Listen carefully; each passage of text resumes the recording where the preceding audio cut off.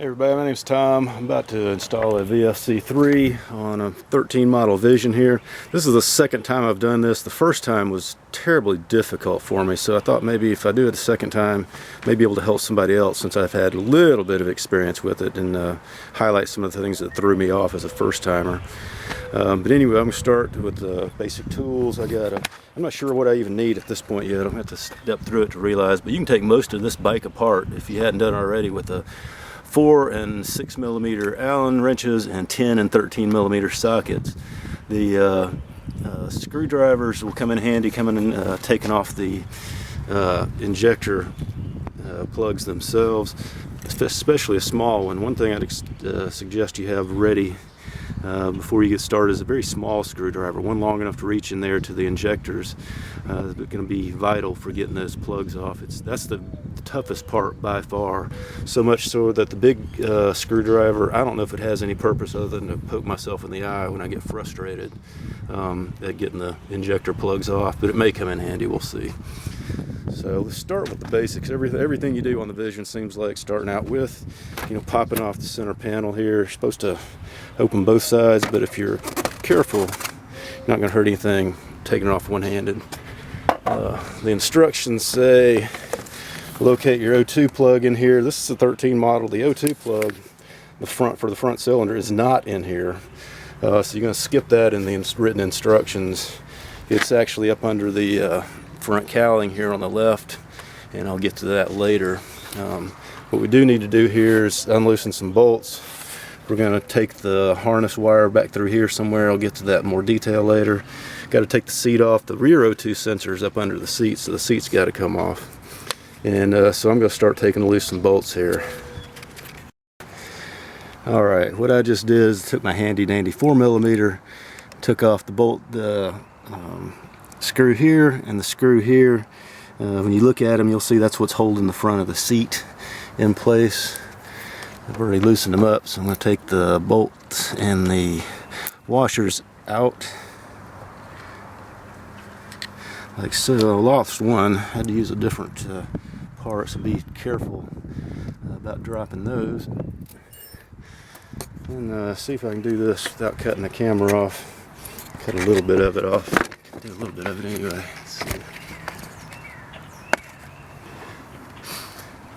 Be careful if you have the heated seat. This comes off real easy. Just don't pull it off too far. To reach back in here towards the back, you got a heated seat connector. Little locking plug. Snap, snap. And your seat's ready to go. Get it out of the way. And I said the O2 sensor wire was under the seat. I lied. You have to take the seat off to get up here to the front cover, whatever they call this cowling here. See if I can get a good shot. Can't see in the glare. There's a plastic pin here, a plastic pin here, and you got to take those two out because you're going to take this piece of cowling off. And you can do that with your hands. Sometimes, I've had it off several times, putting on the pipes and everything. I've had this a few times. Sometimes you can do it by hand like this. Sometimes I've had to pry it with a screwdriver or something. They just pop out like so. And this will start popping off here. A lot of these panels are just held in by snaps. And don't forget to open the saddlebag door. It comes right off. You don't have to take it all the way off. And this is your wire here, I believe. Yes, the blue-gray wire right there. It's pretty much the only wire around. That's your rear O2 sensor wire. Just unplug that. It's got a locking plug. Do it with two hands. Don't be like me. And that's that. Then you can reassemble the seat and everything, or you can just put the cowling back on. This goes back on pretty easy, just like it came off. Take your time, figure out what goes where. Pop in hole back there. What looks like the one in the back. It's the one to line up first. And you have to kind of push these pieces together to get the holes lined up.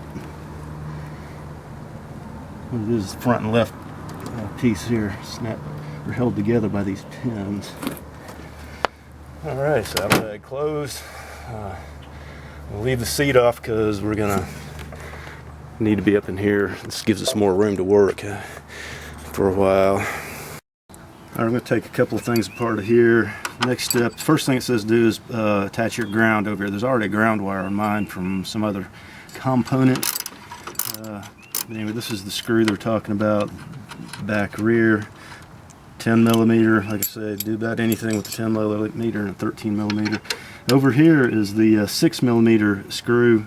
I'm going to use that to run the wire through the way it needs to go through a certain way. I'm going to get the panel out of the way to do that, so I'm going to take this off as well.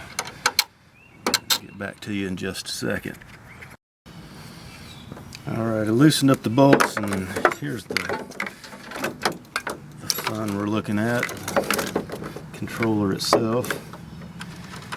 Loosen this. This is just the ground here. Simply put it in there with the other one. I believe I said that's 10 millimeter.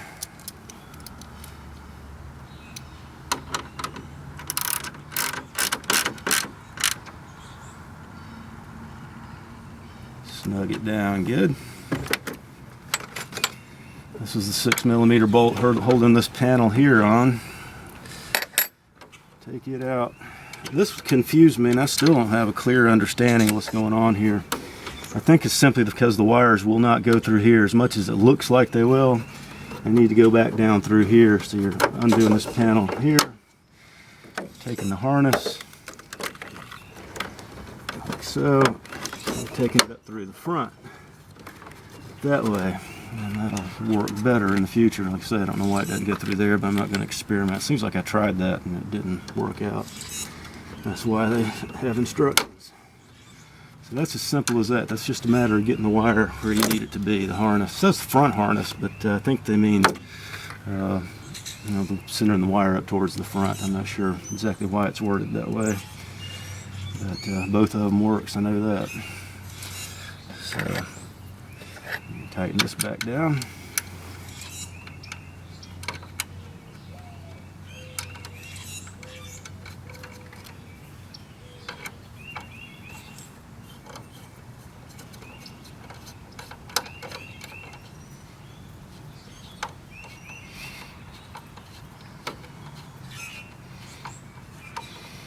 And I believe we're done back here. The only thing we've skipped in the instructions is that front O2 sensor.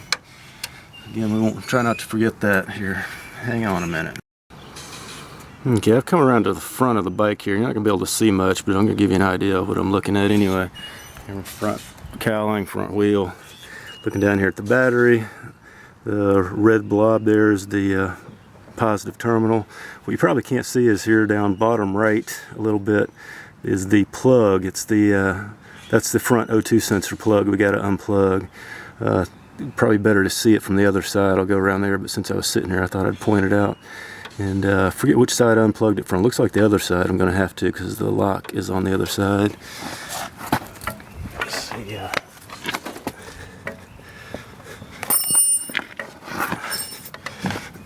It's bare this side too. The best way to find this is simply trace it from the O2 sensor up here. Trace that wire down. I kind of got lost. Mine comes through here. I don't know if you can see what I'm doing or not, but actually the plug is pretty close. Right there is the plug I'm trying to get to. But anyway, trace that O2 wire to the plug and you'll know exactly which one you're dealing with. And I'm going to turn the camera off. There's no way I'm going to film myself unplugging it. Good luck with that. Okay, did you get it? I did. This one wasn't too bad. It wasn't as bad as the first time I did it. But again, trace the wire at your O2 sensor. Trace the wire and it'll lead to the first plug you come to. Unplug it. Mine's pretty snug in there. Tucking the wires away wasn't an issue. This is where it gets excruciatingly difficult. Keep that big screwdriver handy to poke in your eye. First thing, First thing for me is learn how the heck these plugs work. There's some there's written in the instructions some, but you know, practice makes perfect. You have the luxury of taking, oops, you have the luxury of using the Lloyd's plugs here to experiment. The Victory plugs are a little bit, just a little bit different. Let's see where I'm at here. But the concept is the same. You got, this is what's going to plug into your fuel injector. It's the big one with the red tab on it. That's the locking tab. And what we're going to do later, I'll have to go back and read the instructions. Basically, we're going to put these in line. This is going to plug into the injector, and then the factory controller is going to plug into this. And same here on different cylinder. Yellow front, green back. The instructions screwed to my head. It said something about front. Make sure the back is and it's something about back. Make sure the front is But anyway, yellow front, green back. Play with these a little bit because you have the freedom to do that out here. Obviously, plugging it in is not an issue. Push the red tab down, and it's locked. This is what you got to do with minuscule room up in there. It's horribly difficult to do. Get a screwdriver in there. You're going to slide the red tab up like so. So that wasn't real easy to do. Then you got to push the black tab. I hope you can see what I'm doing here. Push the black tab, and that'll release the plug. Again, I'll try to show you again. That locks it down. Red tab up. Black tab in, unplugs. Looks simple. I forgot how to do that when I was taking the last one off, though. It's just mark my words. Learn how to do that. Get it in your head so you can remember it while you're fighting these things. Okay. Pop your engine cover off here. Give you a little bit of room to work. See what I can see. It's hard to look at the camera. My finger's on the wire there. There's not going to be much. If you look, this is from the left-hand side of the bike. There is a red tab, barely visible right there. And that's the red tab you have to pop up. Again, it's different from the Lloyd's, but the same concept. It works the exact same way. But it is shaped a little bit different, looks a little bit different, but functions the same. Red tab up, black tab in, then it'll unplug. And this one, yes, the red tab is on the other side for the rear cylinder. You can see the injector controller going in better. You can see the wire going down in there. Can't see much about the plug itself, and that's what makes it so difficult, is getting down in there. But the red plug's on the other side, so I'm going to play with these a little bit. Again, I can't film myself doing it, but I'll tell you this, I'm going to go in right through here, down low, I think, with the small screwdriver, best I recall. If it turns out different, I'll let you know when I bring the camera back up. Alright, I can't believe I actually did this. I was actually able to get my hand up in there, pull that red thing up.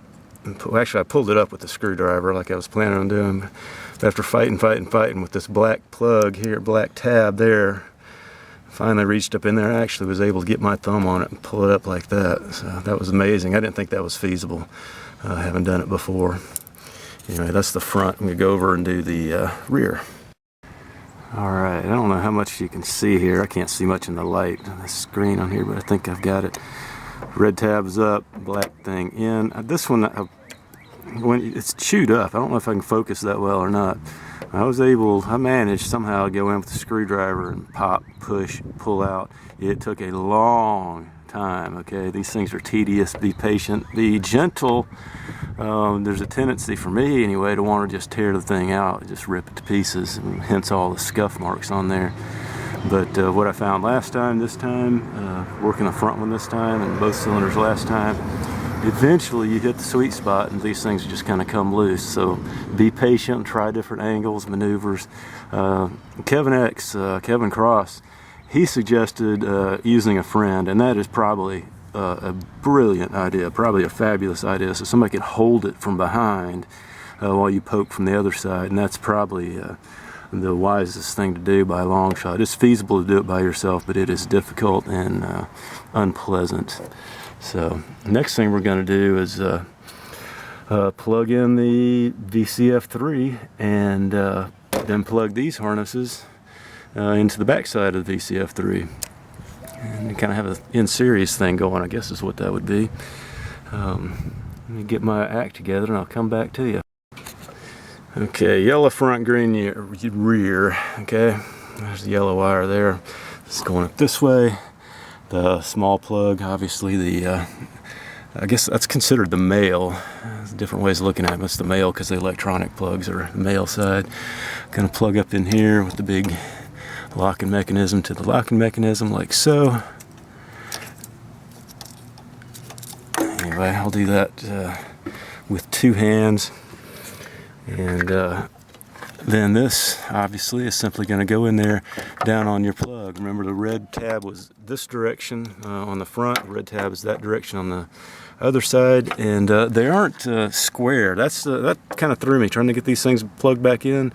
I forget what to tell you exactly, but don't expect it to be square. I think on the front here, the red tab was pointing a little bit to the back of the bike, angled this way a little bit, and it's primarily, you know, pointing to the side, but with a little angle towards the back. The one on that side was, gosh, which way was it? It was angled towards the back as well. The red tab was pointed back towards the back rear of the bike, if I recall correctly. Anyway, once you get down in there, they'll kind of fall into place. Over here, gosh, I wish this thing didn't exist. And get to that rubber nub there. I have no idea what that is, not a mechanic, but it is in the way. You'll have to fight with that. Be gentle with it, I suppose. It seems pretty tough. I've wiggled it around an awful lot, getting these things on and off. And anyway, you have to deal with that. That's going to be a struggle. I'm not sure what else to tell you except get in there and plug them in. Again, the yellow front, male Lloyd's goes into the female Victory, and front and back same thing, plug them in. Pretty straightforward process. Then we'll deal with getting the wires out of the way a little bit. That's another struggle, is just fighting with the wires, the length of them to work with. Good luck. Alrighty, any of you guys stab yourself in the eye with that screwdriver? I know the people that are just watching this to learn think that's bad comedy. The people that are actually doing it are thinking, man, I'm glad he told me about that screwdriver to stick in my eye. This is a pain. So anyway, the wiring pretty much fell into place for me as far as where it's, after much ado, trying to get things plugged in. The wire trails fell into place. I'm pointing here. That's the only place I wound up putting a twisty tie. Lloyd's gives you a couple of twisty ties, make sure things are out of the way. I had more trouble up here in the top, figuring out how to align things than anywhere else. But anyway, things came together. There was a lot of fighting and fussing, but it all came together. So we're ready to put things back together a little bit. There's that. Ready to start programming. Got the O2 sensors done, one up there, one up under the seat there. That's put back together. The seat will go on next. And the panel, I believe that's it as far as reassembling things. 2 bolts, but let's have some fun with the controller here, see if my bike will run. Instructions are reasonably clear. Hang on. Alrighty, getting things back together here. Random note, I don't know if anybody cares or not, but my seat, when I got it had horns. I didn't like the way it looked. It looked wrong. I make a point to push my points in when I tighten down this seat. Snug it down real good so it doesn't flare out. The left one's still not looking real good, but anyway, food for thought. Let's get to the meat and potatoes here. Now Danny at Lloyd's gave me a recommendation on settings here. I have the D&D slip-ons, Nest front filter, and Lloyd's top filter is my setup here. So they gave me a setting, recommended settings of green 3.5, yellow 4, red 1. The green blue is not applicable. That has to do with the nitrous. Yellow blue setting to 5, red blue 3. And the instructions have some suggestions based on different configurations. You can call and ask them, or I'm going to try to fine tune it myself, see how that goes. I tried so much. The problem I had last time, the reason I'm doing this twice, is I had a dud controller. Lloydz took good care of me though, and nobody bats 1,000. So that's why I installed one before. But anyway, I did a lot of running around trying to tune it and nothing was happening. So I'm looking forward to doing it this time. Part of the reason I say that, I was kind of scared of it. Having never used one of these before, I think I had in my mind, having the victory flash. I had a stage 1 on my Vegas, and you don't change that. You got to go back to the dealer. So I think I was a little bit scared. Don't be scared, because you just poke a few buttons and change this all you want. You can play with it, and I don't think you're going to screw anything up too bad, as long as you don't run it a long time out of whack. So let's see, turn it on here. Try not to make too much noise. Turn this radio off. Got the key in the on position. Didn't look like the accessory was going to do anything. Didn't look like the accessory was going to do anything. It'll blinky, blinky, blink for a while. I think you just wait till it stops. If it doesn't stop, I'm going to hit the mode button. I don't have the instructions in my hand. I guess I'm just going to hit the mode button and see what happens. Yeah, the green is flashing. I don't know if you can see these blinking or not, but anyway, mine's on green here. I'm not sure what's going on. Let me get the instructions. Hang on a second. Alrighty then, got to start the bike. I didn't know you had to do that. That says something about cycling the fuel injectors. It has to detect the fuel injector and signal, I think's what it said. And I got to start the bike to do that. So I don't know if you'll be able to hear me or not. We'll see what happens.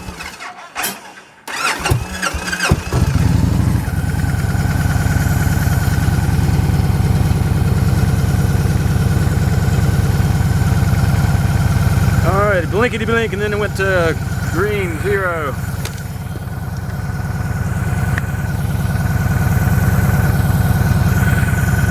But that's fun to watch. You can do it one-handed. It's so easy to do. I can't see it anyway. Green 3.5. So hit the mode button. Green starts blinking. It's set to 3. I'm gonna push red the puff once. Green is blinking 3 and 4, that's 3.5. Hit the mode button again, it's blinking yellow. It's kind of a red-green, they call it yellow. And mine is set to 4, and I let it go too long, and it goes back to the green light on 1 without blinking. That's just the default, that just means it's on. Hit the mode button again, it goes to the blinky green, blinky yellow. I hit the mode button again. Mine's on 4, so I'm not going to adjust it. Hit it one more time. My red's on 1. So, I don't know, Danny may have programmed this one for me. He knew what I needed, so he may have programmed this one. That's all where it is. Anyway, just plus minus to get where you need to be. Yellow, red. Next one is green, blue. Green, blue is not applicable unless you have nitrous, is my understanding. They told me to set the yellow, blue to 5, 8. They blink back and forth there is what they do. You'll understand what the yellow-blue means when you see it. It's yellow and blue blinking together. Yellow's on 5. Got a red-blue with the red on 3. Yeah, Danny set this one up for me. I don't have to make any adjustments. I did bump it up to 3.5 because of what he's told me last time. He must have changed his mind. But it's all good. So, I don't think I'm going to try to demonstrate exactly how to get all this tangled up in here, because it's kind of a bear. Make sure this is off the cylinder underneath. Snake it around the best you can. Put the center console back in. I already got everything back together here. Seats on.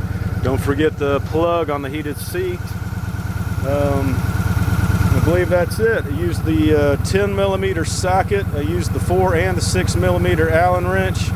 And the screwdrivers accordingly. Those weren't for screws. That was for reaching the injector controllers themselves, the plugs. That's the only reason I use those. Pliers might come in handy to help hold them while on one side we plug the other.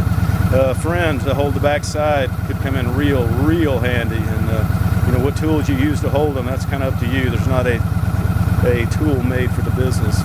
Anyway, hope this helps. Enjoy, and good riding to you. Bye for now.